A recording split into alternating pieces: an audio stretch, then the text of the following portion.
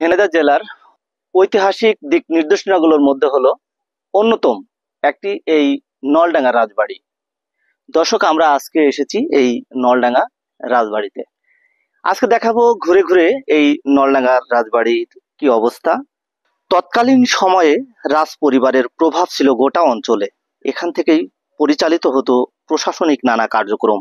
বাড়ির স্থাপত্য স্পষ্ট ইউরোপীয় ধাঁচ ও মোঘল শৈলীর সংমিশ্রণ দেখা যায়। উঁচু দালান, খিলান আকৃতির জানালা, দৃষ্টিনন্দন বারান্দা যেন আজও অতীতের গল্প বলে। এই রাজবাড়িতে এক সময় জমকালো পূজা, নাট্য উৎসব, দরবার বসতো। দূর দূরান্ত থেকে মানুষ আসতো এই রাজবাড়ির আয়োজন দেখতে।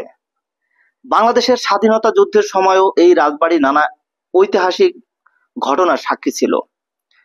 আজ যদিও নলডাঙ্গা রাজবাড়ির অনেক কিছুই সময়ের সঙ্গে হারিয়ে গেছে, তবুও এর প্রতিটি ইট, প্রতিটি খিলান আজও স্মরণ করিয়ে দেয় এক গৌরবময় অতীতের কথা। এই ঐতিহ্য শুধু ইতিহাস নয়, এটা আমাদের সাংস্কৃতিক গর্ব। দর্শক, এতক্ষণ দেখছিলেন ঝিনাইদহের সেই ঐতিহাসিক দিক নির্দেশনাগুলোর মধ্যে অন্যতম যেই নলডাঙ্গা রাজবাড়ি, সেই নলডাঙ্গা রাজবাড়ি থেকে এই পর্যন্তই। আবারও কোনো না কোনো ভিডিও নিয়ে আপনাদের সামনে উপস্থিত হব।